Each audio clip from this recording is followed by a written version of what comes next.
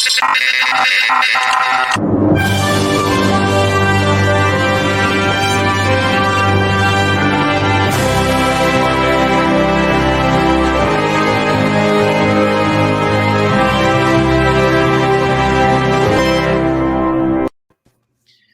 and welcome to another episode of Movies That Make Us. I'm Jake. I'm Tracy. And I'm Val. And you'll have to excuse us if we sound like we've been standing in a smoky fire for the last week, because it feels like we have been, basically. I just went on a mile hike in the smoky fire with my dog, so that's why I look fantastic, and maybe I'll start sounding all raspy and sexy. I keep hoping for that to happen to me too, but it doesn't. Yeah. Yeah. And it's not enough. I need more than just sounding raspy and sexy. Anyway. Jake, you're always sexy. Maybe not. Well, thank you. I appreciate that. I swear I combed my hair today, but I did not put makeup on, so. Oh, you look great. Yeah, you look fine. You're a natural beauty. Fine. Fine is bad. I realize that. You look great. I was in a message with somebody. I was in a chat group where somebody was asking, hey, can we do this time? I said, yeah, that time's fine for me. And they're like, well, is it just fine or is it good? Oh, wow. Listen, you're getting a fine from me, all right? That's like, fine doesn't mean bad. It just means, yeah, that'll work. Yeah, that's like when you send somebody a thumbs up on a text and they like start arguing with you. Yeah. Yeah, that's me flipping you off. Or no, I'm just sending you, yeah, it's okay. All good. Yeah. Everybody needs to calm down. I know we're all upset because we might all be on lockdown again. My birthday might be canceled. My wedding might be canceled. Like, I understand. Calm down. And it is that, or your Diet Coke and calm down. It does seem like there's that mixture of anxiety that things might shut down again, mixed with now I have to interact with people face to face again too, and all of that all mixed. You don't know what to do. And then with the smoke in the air that I'm breathing in, like all of it, all the smoke from California that's here. We had the worst air quality in the world yesterday. And it wasn't even close. It was by like 50 whatever points it is that they measure. So if we're a little grouchy this morning, we apologize. But we are excited to talk about our topic. Yeah, we are. We're so excited. Now, you guys went and saw The Suicide Squad. I keep saying Suicide Squad and realize I have to differentiate. You read my review right at the beginning. It says it's The Suicide Squad. Yeah. That's what makes it different. And it's directed by James Gunn. That's what makes it really different. Yes. Not Tim Gunn, by the way. Yes. Val said at one point at the screening that it was directed by Tim Gunn. And I'm like, that's a whole different movie. It's been a long week. I have not gotten a lot of sleep. I was on 2 hours sleep that night or the night before. And I know the difference between James Gunn and Tim Gunn. However, if they made a movie together, it'd be fabulous. Like, I'm just saying. The costumes on that movie? Woo! Yeah, the costume would be on point. And Tim Gunn has been doing some acting. Like, he's been doing some voice work and some animated stuff. Yeah, he has. That's true. He also has had like some bit spots in some movies and stuff. So it's not like too far out of his wheelhouse. That's true. Well, yeah, I don't know. I almost lost my nerd card at that moment. So what would you guys just quickly give The Suicide Squad review wise? Because I don't know. I if we do an episode, I probably will not be very participatory in it because I probably will not go see it. I think we should definitely do an episode where maybe you keep everybody in line and we have a couple more people, where you just kind of ask questions that the general public would want to know, and we can have a couple more people. But you guys know I didn't like the original Suicide Squad. And I was going in with this really just happy to hang out with Tracy. Like that was, and I had to go see it because I was on Good Things Utah and I had to talk about it. And you can't pretend your way through the Suicide Squad, right? Right. So, plus they sent me a whole bunch of swag. So I kind of felt like I needed to follow through with this. So I get in and we're having a good time and we're sitting there. And then like, I'm going to give away one spoiler just because this is how you're going to know how I was feeling about this movie right off. We're not even a minute into the movie, and Michael Rooker is sitting in a cell outside, and he's just bouncing a ball up against the wall, catching it, bouncing a ball up the wall, catching it. And here comes a pretty little yellow bird and sits on the ground in the corner. And I turn to Tracy and I say, if he kills this bird, I am leaving this movie right now. He killed the bird with the ball, and I went to get up, and Tracy's just laughing. The people behind me heard me. So I give this movie a B- because James Gunn, what is your deal with killing birds? That is not the only bird killing situation in the movie. Two. It doesn't make sense. I don't understand. Are you trying to flip off like the Margot Robbie standalone movie of Harley Quinn, Birds of Prey? There's something connected there. If that's so, then it makes sense. But right now, your disdain for birds does not make sense to me. It did not make sense to the movie. And because of that, you have a B-. You have a minus on your ledger, sir. Minus. If those two scenes weren't in there, would you give it a B? I would have given it a solid B with a disclaimer that it is really, really super, super gory for my taste for a superhero movie. And I understand it's DC, it's Suicide Squad. That's what goes with it. But I did give James Gunn a ton of points in there, which would have brought it up to a B. Those points for just having enough balls to take what they gave him. He went right over the cliff with it. Like he went just a little too far from me. But there are fans that are just loving how far he went. But for me, it was a little too far. But there was a ton of really fascinating and cool things about the movie, and some really stupid, cheesy nonsense. So Jake, I grew up on the 80s wrestlers, right? Like Hulk Hogan, Ultimate Warrior. I wasn't really into wrestling during the Rock, John Cena, Mankind era. So I don't really know John Cena. I've seen him in a couple of films. He's okay. He was a surprise standout for me in this. He plays kind of a really awful Captain America type. He wants to have peace and freedom at all costs, including killing everybody who gets in his way. Including but I gotta say, the two standouts to me are two characters I didn't expect, and that's Ratcatcher 2. She's played by the heart of the movie. Her first film. She was fantastic. Movie. And then Polka Dot Man. And Polka Dot Man is probably the most obscure DC villain ever. He literally will pull polka dots off his suit and make things happen with them. Like it's like Wile E. Coyote. He'll make portals that people fall into, and they switched it up on here, and they gave him a backstory that's really interesting and really tragic and sad, but yet funny as all get out. This is, if you've only seen James Gunn through the Guardians of the Galaxy, you're going to be a little surprised by this movie, because James Gunn, early in his career, he made some kind of B-list horror movies. He started with the studio Trauma, who did The Toxic Avenger. So he kind of grew up in a filmmaking sense with kind of that B-level horror edge. He made the movie Slither, which was about the slugs. So he's got kind of that background that if you're not as aware of, you might be surprised by this movie, because it is gory.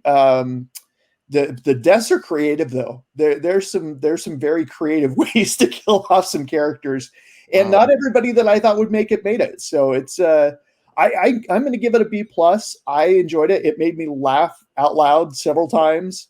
I did feel bad for the bird. I will say, I read a reason why that is in the movie, Val, is Michael Rooker told James Gunn like years ago that he can basically like do anything hand-eye coordination. If like he aims at it, he'll hit it. So he's like, I can pick up a BB gun and hit a target. I can take a rock. He picked up a rock once while he's camping and like threw it at a rodent and hit it, so that's why they put it in there. And they said that the bird was about the only thing that would be able to get into that cell, but that's why they put it in there. But still, yeah. I just want to picture how that conversation between Michael Rooker and James Gunn, like how that topic even came up. Hey, I can hit anything with anything. Just give me a target and something to shoot at it, and I'll hit it. I've seen enough interviews with Rooker, and I've seen him at a couple of FanX conventions that That's pretty much how it went. It seems like it's just whatever's on the top of his head is what he's talking about. So it's in theaters. It's on HBO Max. If you're into superhero movies, if you're into comedy, if you don't mind things getting a little dark and weird and a little gory, then I'd say check it out. I gave it a B+, maybe an A-. It's a little long, but I'm going B+. It's one of the better DC movies. I'd put it up there with Shazam. Wonder Woman is still my favorite. Yeah, and that seems to be. There have been some mixed reviews out there. Some people saying the writing wasn't super strong. I don't know what they were exactly expecting or hoping. It's a war movie. It's if you've seen like The Dirty Dozen or those kind of films, it's that but updated in a superhero area. And I'll tell you, Jake, there was some context in there that I wasn't expecting. Like there was some criticisms of America going in and like trying to destabilize countries, and some of the things that Americans are willing to do in order to keep secrets. And there was some surprise depth to the film, which I appreciated and liked. Awesome. So if that's your thing, bloody, gory, adult content, then go for it. It's vulgar, it's violent, but it's very good. But how was the soundtrack? Because that's really what we're talking about today, is movies with great soundtracks. See that segue? That was pretty good. I don't know how the soundtrack is on this movie, and I don't really care. Well done. But I don't think it's as catchy as his Guardians soundtracks. Like, I don't think the Suicide Squad is going to top of the charts like Guardians were. There were some good cuts. Like, it starts off and they're in the prison at Belle Reve, and he starts off with Folsom County Blues, or Folsom Prison Blues, excuse me, by Johnny Cash. And then Steely Dan's I'm a Fool to Do Your Dirty Work. So what do you think, Val? Yeah, I mean, when he started off with Johnny Cash, I was like, okay, like, I'll sit and listen if you're going to put some Johnny Cash on. And I thought, I do think his musical selections were good. And I do think it wasn't a big point of this movie. I think if he would have come in strong like he did with Guardians, it would have been, I think he would have gotten a lot of flack, because Guardians, the reason why they had that soundtrack was poignant to the story. Whereas here, I think he was trying to prove that you could make a decent Suicide Squad movie with all these ridiculous characters that almost nobody knows about, and still people will care. And I think he did a good job with that. I think the soundtrack, when we needed to understand the music to prove a point, it was there. And every other time it was in the background, because the characters, like they needed to be, were in the foreground. Whereas in the first Suicide Squad, they were trying to be all kind of catchy with music and fast cuts and absolutely no character development. So I think, he knew what he was doing in that part. Well, we are talking soundtracks today. We each picked 3 movies with great soundtracks that we feel like the music really adds to the movie, that we remember the music from the movie. And we're going to talk about those today. So let's start with Val today. Val, what do you have? All right. You want me to do all 3, or do we want us to do one? What are we doing? Let's do all 3. All right. I am going to start with my only score that I'm going to be talking about today, and that is the score from Up. Awesome. Oh, yeah. So awesome choice. Disney Pixar's Up 2009. The composer is Michael, and I'm totally going to ruin this. Giacchione, is that how you say it? Never say his name correctly. Yeah, and I've heard him say it like a million times. He also has done The Incredibles and Ratatouille, which I also think are great soundtracks, but this one specifically, Up. I mean, the fact that the first, however many minutes, 10 minutes of the movie is all soundtrack, and it brings you through this entire overwhelming amount of feelings and storytelling. And then when you get into the fun, whimsical parts, and then when you get into the big chase scenes, it's just, I mean, you could turn off all of the words altogether and just watch the movie and listen to the score, and you'd know exactly what was going on, and you'd feel all the feelings. So I definitely think Up was a really, really good merriment of visual and score put together. Sometimes I think like you have animated movies or even live action movies where either the visual is what is over compelling or the score, takes over from the visuals. But I do think with Up, it is such a good like meld of both. And you don't see that very often. It's usually one or the other that really stands out, and there's nothing wrong with that. But I think Up is so magical in that way that the visuals and the sound together just make for such a fantastic moment. And if you haven't seen Up, what are you doing with your life? I don't care if you don't have kids or grandkids or nieces or nephews. You do not need a child in your life to watch this movie and enjoy it. So it's streaming, like go watch Up. I don't know if you guys have anything to say about Up, but yeah, that music in Up is just so distinctive. And for me, the other thing that I always think of when I hear the score from Up is being at Disneyland, because when you're walking through downtown Disney, or in the Esplanade between the two parks, they're playing Up quite frequently, and it just makes me happy. Yeah. And any song that can just make me happy when I hear it is a great song. So yeah, I love that soundtrack. That's a great choice. Yeah, I'm with you, Jake. It's the opening 10 minutes. There's more character development in those 10 minutes than in most feature-length films. It's so beautifully told, and not a word of dialogue. I think he also did Wall-E, if I'm thinking correctly. Maybe I'm wrong, but I thought he scored Wall-E too. But maybe not. But just beautiful music. I love how diverse that soundtrack is too. Because like you said, you've got the very kind of melancholy, sad. You've got the upbeat adventure stuff. You've got the high adventure, chase excitement. There's just so much in that soundtrack. That's a great one. And we did talk about. Oh, sorry, Val. I cut you off. Go ahead. Yeah, go ahead. I was going to say we talked about Up in a previous episode, so we'll put a link to that episode in our description for the video here. So yeah, Up is a great film.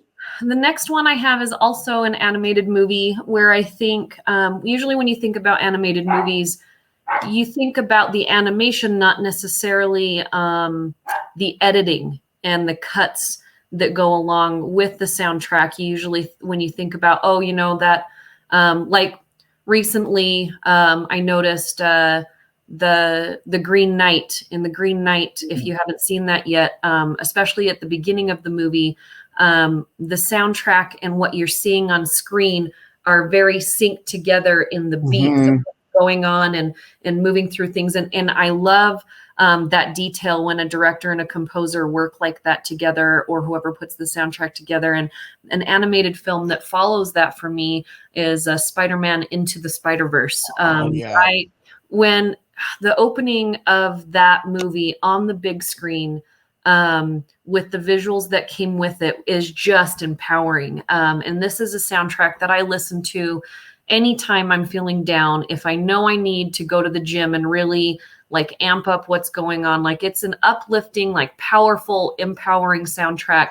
And it's really a lot of fun when you see it with the movie as well. When he's just walking down the street doing his stuff and you've got the soundtrack when he's trying to figure out how to be Spider-Man in those moments. And then when it's all crazy in the Spider-Verse, and I love the different music they have for each individual Spidey character as they're going through it, is so much fun for me because it's all kind of similar, but because they're all from different universes and kind of genres of the Spidey universe, they kind of, mix it up a little.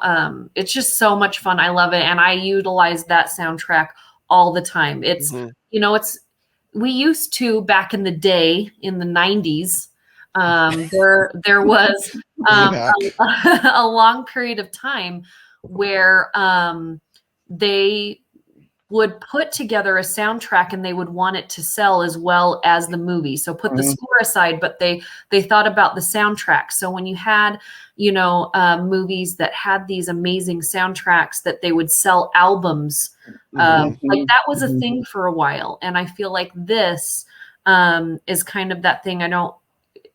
yes, it's a lot of hip hop. So if you're not into hip hop, you're probably not going to listen to this on the side, but I think it works very well with the movie as well. Just the beats and the editing and the visuals.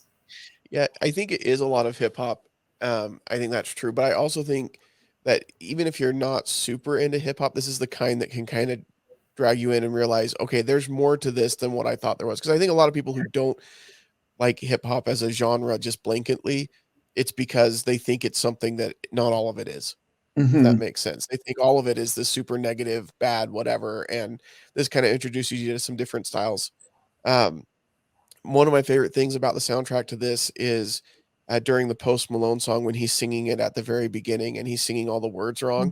Yeah. We were watching that one time and my youngest leaned over to me and said, "Dad, him sings the wrong words just like you all the time." Thanks, pal.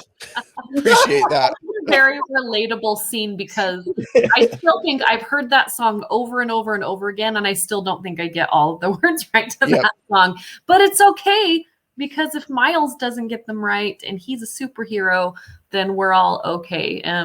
So yeah, to me that soundtrack is fantastic. So the next one I have is not too far from that, and this was hard because music is, to me, above movies. You guys know how much I love watching movies. Music is above that, and movie soundtracks and scores, I have a lot of them that I listen to on a regular basis. So I kind of went, I think, in a Val kind of predictable way with my choices. So I had Up, Spider-Man Into the Spider-Verse, and instead of going to some big epic movie that you automatically think of scores and soundtracks, I went with one of my favorites, and I've talked about it a million times, and that's Creed. Like, to me, all of the Rocky movies have memorable soundtracks and music that go with them. And the fact that when they're introducing this new set of movies that's connected to Rocky, that they didn't overlook that. They said, you know what? We're going to introduce this character. It's going to be in the same vein as the Rocky movies, and we know what everybody loves, and that's that music that powers you through the movies. And so with Creed, yes, it's a different style of music, but it's still, it still leads you into those sad moments, into those training moments, into those moments where you have to feel like you are, taking over the world, you're against the world, all of those things. And Creed and Creed 2, I was like, which one is better? But I had to go with Creed 1, the original Creed, just because there's that scene where he's running through the streets just like Rocky used to. And you've got, in this version, you've got all of the motor vehicles, that are following him as he's running. And that music, that to me was so smart as a filmmaker, because you not only have the nostalgia of when Rocky originally did it, but you're opening up to a new audience and talking to them in their language. So to me, it was such a smart way to go, both casting wise, story wise, and the soundtrack made it even better. And this is a soundtrack that, just like Into the Spider-Verse, I listen to a lot. I haven't listened to really either one of those without the movie, so I'm curious to go pull those up and just let them be in the background while I'm doing stuff. I want to check both those out, because it is interesting watching a movie versus listening to a movie. So yeah, those are good choices. Thank you. I love both those choices. And we've also talked about Creed on the show. So we have also posted a link to that episode as well. And for whatever reason, we have not talked about Into the Spider-Verse as an episode. And that just made me sad in my heart. I thought we did. I thought we did. All right. I'll go back and look. Was it live action Spider-Man that we did at FanX with everybody? We did live action Spider-Man at FanX. I think we talked about Into the Spider-Verse. Maybe not. As part of that. I brought it up a lot, but I guess. Well, I know. About it, and that's why I wanted. And that's why we haven't done like an episode specifically on that movie, but I know we've talked about it multiple times because it is such a fantastic movie. So, well, we need to do an episode on it. So, Catherine Hahn as Doc Ock was brilliant. Yes. And that is one thing that I love about Creed. Like you mentioned, Val, is it is really one of the best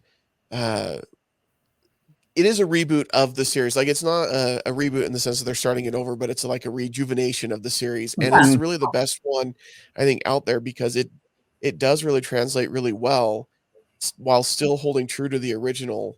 But it makes it anyway, it is fantastic. And the music's a huge part of that. All right, Tracy, those are 3 solid picks. Those are good. Yeah, we're not competing. We're not competing. No, we're not competing, but you've got to at least have something on the same quality level. Tracy's going to blow me out of the water, I'm sure. No. Whatever. I have a movie. I did the same thing as Val. I have one kind of more orchestral score, and then I've got 2 that are more kind of individual songs as part of the soundtrack.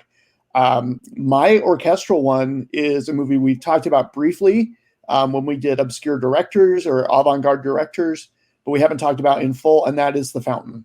That soundtrack is just stunning. There is a track on there called Death is the Road to Ah that gives me goosebumps every time I hear it. It is so good. And surprisingly, in the new Jungle Cruise movie, there are scenes that look like they're almost from The Fountain. And I was like, wait a minute. There's some beautiful scenes in that movie. Yeah. So there's some homages to The Fountain in the Jungle Cruise movie, which surprised me.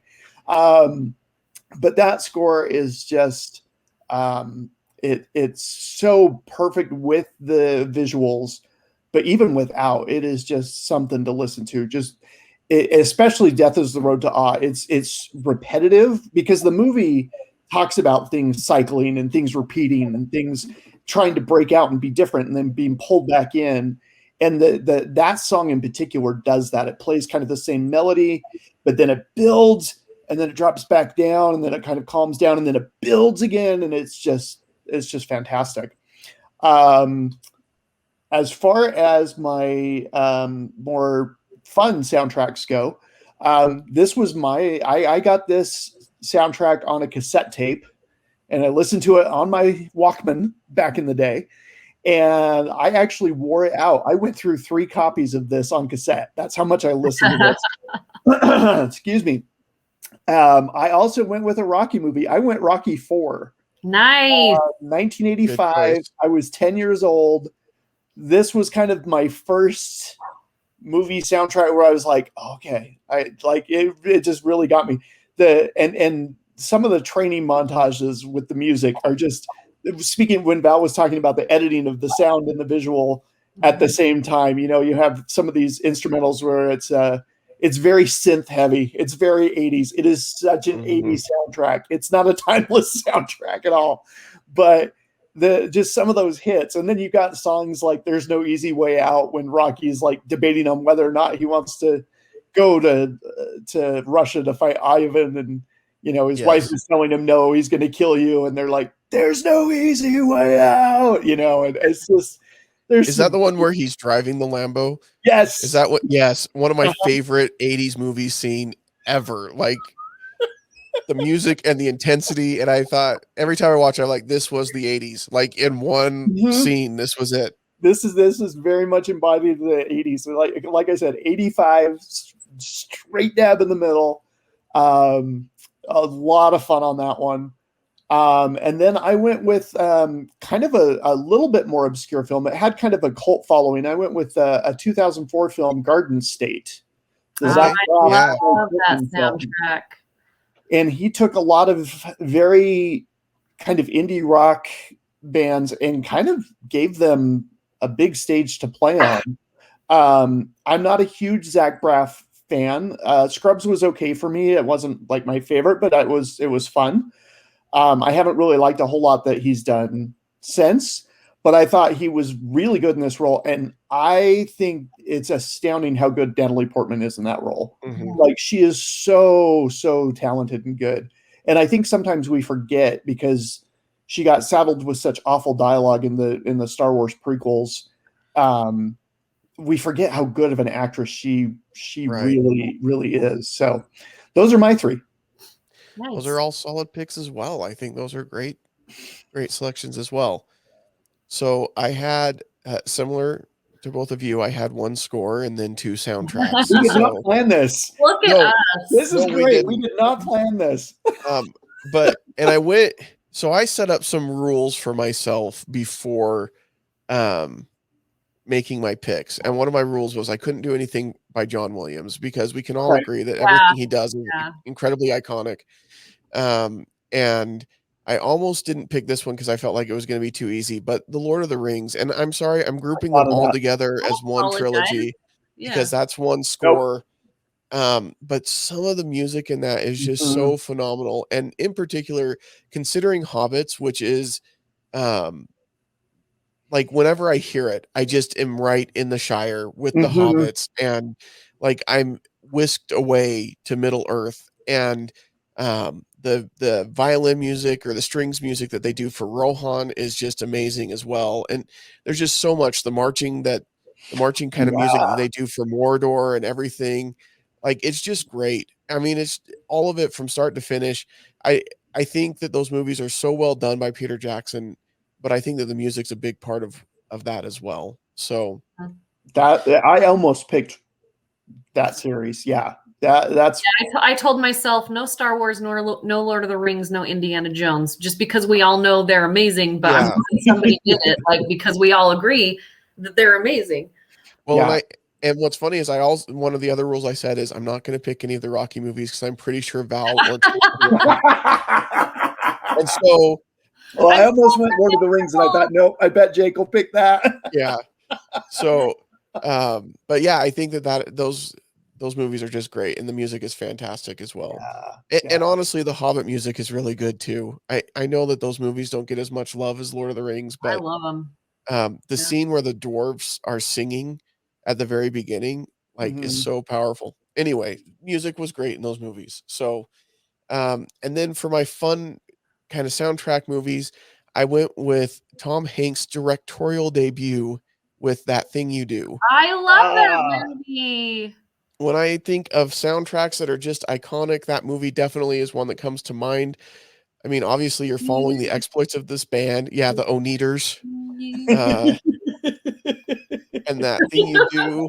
Like, to take it, I mean, it was made in the 90s, and they went and they got the essence and the feeling of these bands from the 60s, and the type of music that was really coming into prominence at that point. And then some of the classic music as well. I mean, each one of those songs, if I remember, we had the soundtrack and we listened to it as a family all the time. And each one of those songs just had a different flavor and a different feel from the different musical acts that were in the movie. And it was just really well done. So was that really in the 90s? Yeah. Jeez, it really was. Yeah. That would be like a filmmaker now making a movie about the music of the 90s.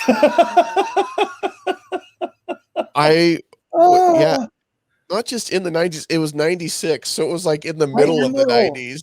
Jeez. Yeah. 25 years ago, in fact, is when that one.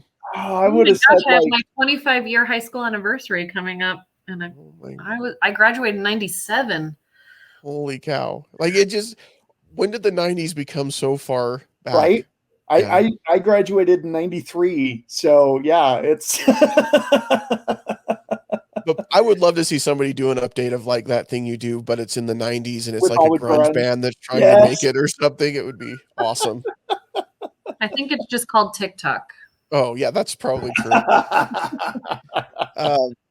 And then my other pick is probably my favorite Adam Sandler movie, and it's The Wedding Singer. I love the 80s feel to the soundtrack. I love all the songs they picked in it.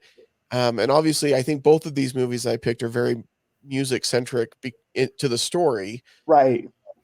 But I just really, to me, it was what I pictured was really cool in the 80s. And I don't know because I was so young at the end of the 80s. But from what I understand, like, the stuff was cool. And there's just some great moments. But I also love some of the original stuff in it. I love the scene where he's up on the stage and he's singing somebody shoot me or somebody kill me, please.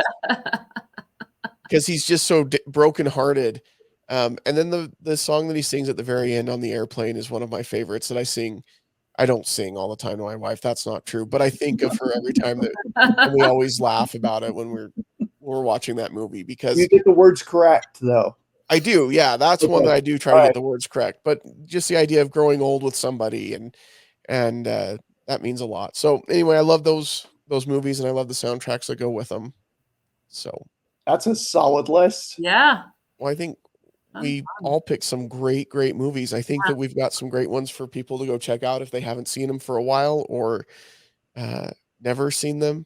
Like if they've never seen Up, like please go watch Up. Yeah, if you haven't seen Up or The Lord of the Rings, what are you doing? Yeah. Come on. Yeah. Yeah, there are just some movies that I think when somebody says they haven't seen them, you're just like, wait, what? Really?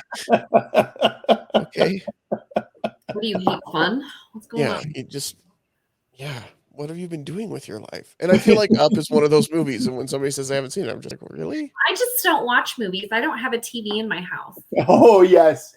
I'm so glad it rained today because we need the moisture. This is all the same person.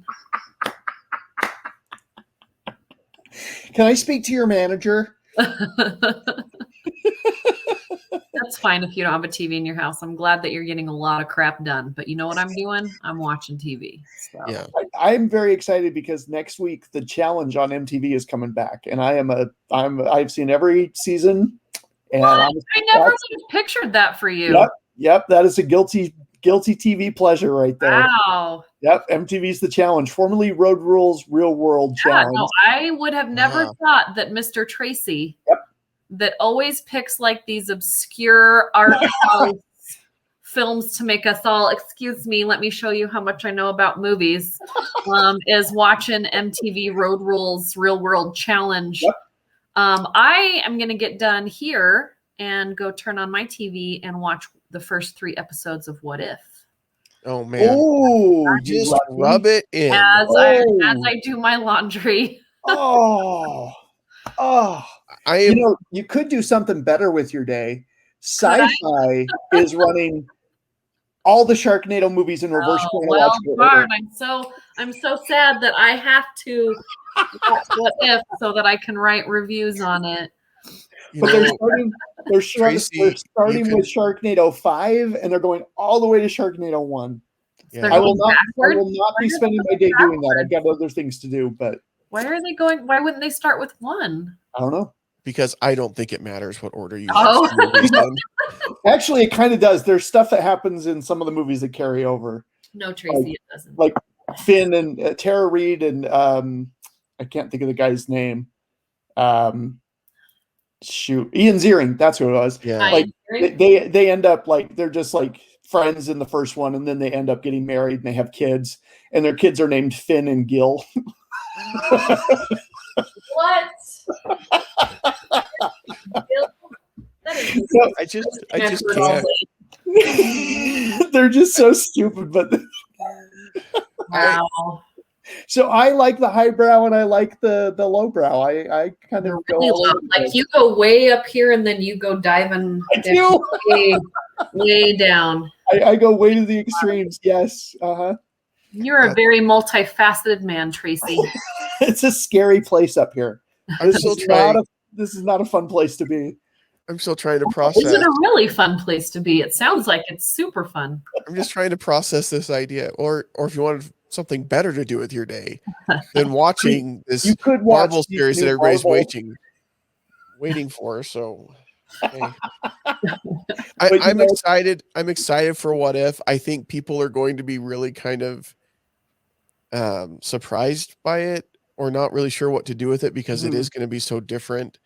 It doesn't fit within the canon. It's not going to be the main storyline. But I remember these comics from being a kid. We would, the What If comics was a series that you could get for in Marvel that did exactly like the TV series is going to do, where it's like, what if, the Avengers fought Galactus instead of Fantastic Four, and how would that have changed the timeline and what would have happened? And so I'm excited to see what they do.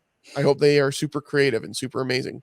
I like the fact that on these Disney Plus shows, they're like swinging for the fences. Like they're really pushing what they can do with it outside of Falcon and the Winter Soldier, which was good, but I felt like it played it a little safe. I mean, WandaVision setting these in like sitcoms was a very bold choice. Loki, where you're introducing the multiverse. Now you've got What If, which is like this animated series that's taking it. And the creators, the head of Marvel, is so happy with it. They've already greenlit a season 2 for What If, and they've actually talked about they're going to start their own animation wing of Marvel, just for more Disney Plus animated Marvel projects. So, like the DC has a ton of animated material. Marvel's going to start doing the same, so that's cool. Yeah, and Marvel has done a few previous to this, and none of them have been very good, not like the DC animated movies. And so I'm excited that they're going to do that as well. So fun stuff. I'm excited to hear what you think about What If, Val. Yeah, me too. Yeah, I don't know. Like, I never read any of the comic books. I don't really know about it. I understand what it is. Right. And it sounds like, because if FanX happens here in Salt Lake City, I will be doing a panel where we create our own multiverse, and I will be coming up with things that I pull out that is, something that happened that doesn't necessarily follow the canon.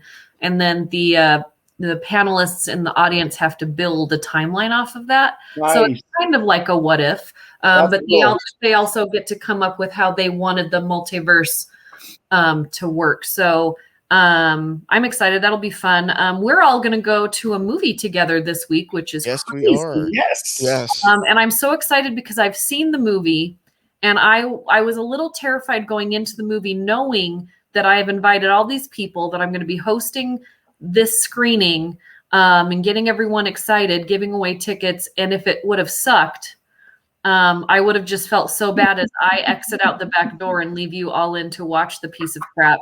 But luckily, it doesn't suck. So, and she saw this movie before she saw the Suicide Squad. So she was the day before. She was like, I'm afraid, because she really, really, really liked this movie. And she was afraid that it was going to kind of make the Suicide Squad grade lower because of how good the other one was. So yeah, I still gave it a B. And you can't compare the movie. Very different. Obviously, I try and go into movies as a film critic, and the first thing I do is I sit there before I go and tell the studio rep that's standing in the hallway what I thought of it. Is I just think to myself, was I entertained today? Like, that's the first thing I do. Was I entertained? And then I kind of go through my head, like, of all the things that could have been better and all the things that I really liked. And in almost every movie I've ever seen, there's always something that I enjoyed. So I try and talk about that, because there are so many different kinds of people out there. And I'm so glad there's so many different kinds of movies. Like, if you are to go and read the reviews for The Green Knight, you're going to see people that said, what the crap did I just watch? And then you're going to see people that said, that was the most magnificent piece of art film I've ever seen in my life. Like, that's a big parameter. So, going into Suicide Squad, I just really wanted DC to make something that didn't stink. That wasn't a big, just stinky piece of poo. And they managed to do it. It doesn't stink. It's not pretentious. A lot of the DC stuff can be pretentious. Yeah. And I love the fact, too, is we have, like, so many superheroes that are just so virtuous and so good. Yeah. And I love Captain America. Do not get me wrong. I love Cap. But it was so kind of fun to see these terrible people who are in prison, who have done terrible things. But yet there's a great line in the Suicide Squad where one of the characters says that they're considered the lowest of the low and the most vile, but they still have good in them. There's still some decency, and there's still a reason why they're there. And that was kind of fun to see. Yeah, I think Idris Elba's character, Bloodshot, is a total Bloodsport. Oh my gosh, I need to go. Bloodshot are your eyes because of right now that sure is Bloodsport. I think his character is the epitome of that. Yeah, you really want him to succeed. In the first Suicide Squad, you had Will Smith that was almost the same character. I mean, they have almost the same backstory, and it just didn't work. I didn't care. Like, I love Will Smith, and I wanted to like him in the movie, but then I didn't really care what happened to his character. But I think Idris Elba really epitomizes that. He is in jail. He has this relationship with his daughter that doesn't work out, but he doesn't want to play this game of being on the Suicide Squad. He wants to do his time, and he wants to get out, and he wants to move on with his life. And then you realize he is a leader, even though he doesn't want to be a leader, and he does have a heart, and so does Harley Quinn. Yeah. Like Harley Quinn has a big heart. So does the freaking shark. Like the shark wants to eat everyone, and then all of a sudden you figure out the shark just wants to have friends. Yeah, he's hungry, but he also just wants to have some friends. I love Sylvester Stallone's voice work in this movie. I forgot it was him. Yeah, like, how good it was. Jake, he'll just pick up somebody and he goes nom nom, and then just like eats them. It's just. I just watch a collaboration of scenes where he eats people, and I'd be fine. That's fine. I'm with that. Yeah, I love he's got like the dad bod too. He's got a shark dad bod. He's wearing like swim trunks. Pants on. That's what I know. He keeps pulling up his pants. Yeah, he's a shark. Why does he need shorts? Pants on? Because you can't who needed pants though, Val? Weasel needed pants. Weasel needed something. That might be the most vile creature. That makes Gollum look like Fabio. Weasel is just. Whoo! And this is why either of you would be better to recast the Suicide Squad for Cast Off than... Oh, I don't want to. Thank you. Now, speaking of which, you're on Cast Off this week. I am. So it'll be the day after this episode drops. I will be on Cast Off going against Steph from Cutscenes and Cupcakes. Oh, and wow. We are recasting the Suicide Squad. Which neither one of you, when you had to cast, neither one of you had seen. Okay. Correct. Theoretically. I have not seen it. I know Steph had plans Saturday to go see it, but she had to have her picks in before then. Right? Theoretically, yes. Oh, because you have until Saturday night. That's right. Yeah, we have until Saturday night. And so, okay. All right. And I think that was part of Craig's plan, is that we were recasting a movie that we hadn't seen to make it more difficult. I'm interested to see who you picked for some of these picks. So that'll be fun. Yeah, off the air, I'll give you a sneak peek if you'd like. Okay. I won't put it on the air. Craig Price. I feel like Craig Price is like the puppet master to our angst. Like we love him so much, but he likes to really throw some stuff at us to make our lives a little more anxious when it comes to movies. And we keep going back. We do. Could you please? Can I have some more, please? He's the Amanda Waller. He's forming the Suicide Squad. And he's the puppet master, pulling all the strings and making us do all the dirty work. She was awful. Oh my gosh. Viola Davis. Like, I wanted to punch her in the face by the end of the movie.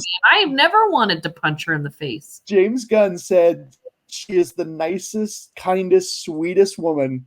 And he's like, and then all of a sudden she'll go to Amanda Waller, and he's like, she scares the crap out of me. Yeah. Awful. Just awful. She might be the most awful person in that prison. Yeah. No, she is not. There's no might about it. Yeah. So there you go. So that's what we've got big plans this week. I'll be on Cast Off. We'll all be together watching a movie. We'll make sure to post some pics on Instagram so you guys can see how much fun we're having and, be a part of it, I guess. Do we bring back the mobile podcasting unit? I just need a plug. No, I actually got the small one. I could bring the small one. So we could bring back the mobile podcasting unit. Do a quick. You guys are going to have people with you, though. That's going to be weird. Yeah, that's okay. They're used to it. We should definitely review the movie, but I don't know if this is the time to use the mobile unit. We'll do our quick first reactions. Yeah, we can do that for sure. Yeah, we can post something quick. So cool. Nothing will beat recording in the MPU in West Valley. That was an experience I'll never forget. It wasn't just the whole experience was just finding batteries and a memory card and oh my gosh. You guys don't even want to know. It was an experience. But we got FanX coming up next month. We'll if everything if everything goes well. Val is putting together. We're hosting a panel on Black Widow. Yes, we are. Going to be a part of, which is going to be cool because it's not just going to be talking about the movie; it's going into a lot of the social and we have some really good panelists. On this one, yeah. You guys are digging deep, so that'll be fun to see. Yeah. So some big things planned. If everything goes to plan, we'll see what happens. But so mask please up, get vaccinated. Let's do this. Yeah, get vaccinated, mask up. If for no other reason, then we really want to go to FanX. So, and I don't want to cancel my wedding. I'll be really. Yeah, that's probably a more important reason. And also, like, I think they're almost at the same level. I really. Anyway, to get the world back to where we can have a convention again is very important to my life. Yes. Yes. But yes, my wedding is still above it. But I'm just saying, like, that's a good point. I hadn't thought of it that way. My new husband has a panel at FanX. His first FanX panel. Very cool. Yeah, they're going to be doing nerdy tattoos, do's and don'ts. I think that's a great panel. I want to go to that one if I'm not doing something else. Like if I'm not on another panel, I am getting that one for sure. Yeah, it's going to be fun. Will there be pictures of don'ts? Like, will there be pictures of? There will be pictures of good and bad, what to look for. There will be a couple. If you're into the tattoo world and you know some more famous tattoo artists, there will be some guests on that panel that are a little more famous in the world. And I am bringing in a Lucas approved tattoo artist that Lucasfilms has basically said, yeah, he's really, really good at this, and we approve him using our name and our imagery. So that's cool. Coming in from Texas, he's a very talented artist. And then we have on the panel also a ink master. Wow. Yeah, will be on the panel. So very cool. Jake will be able to get all the do's and don'ts for his first tattoo. So that's going to be exciting. So no, I mean, I probably won't get a tattoo, but I do find it interesting. Like, I feel bad sometimes because in different nerd groups I'm in on Facebook and whatever, people will be like, I finally got my first nerd tattoo. And then they show a picture and I'm like, it looks nothing like that. That's not Yoda. That's just some green blob with lines. Yeah, it's awful. And that's why I want to help people. Now that I'm kind of in this world, I want to help people know what to look for and know what to ask for. There's a lot of things too that people will come to get a tattoo and it's totally unrealistic. And then they get all angry and it's like, but that can't, there's only so much that can happen with your body and ink. And, you know, and there are so many factors that go into it. So it's understanding that you need to find the right artist. And then once you found the right artist that is good, you need to trust that they know how to tattoo better than you. Right.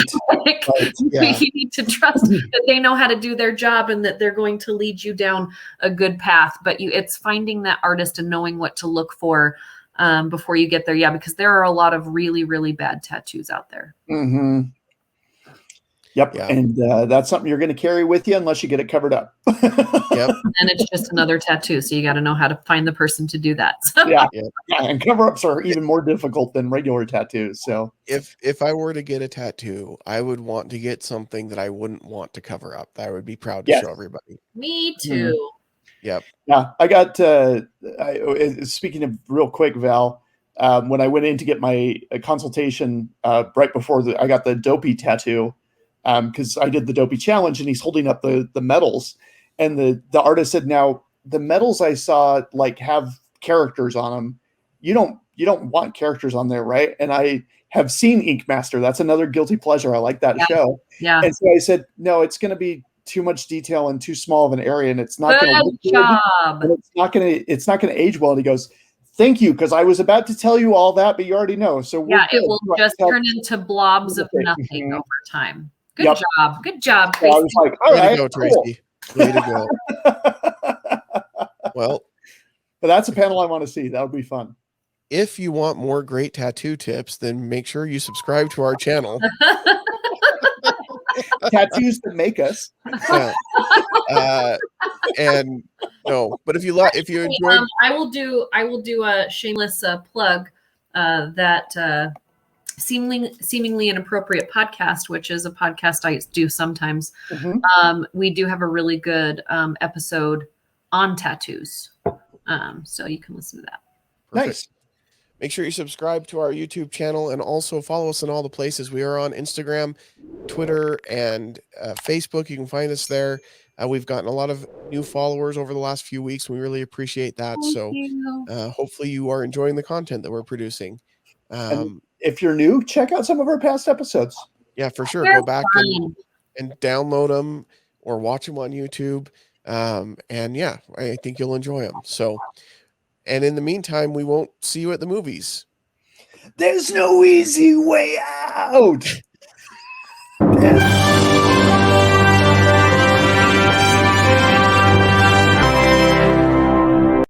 This has been a Stolen Droids Media production.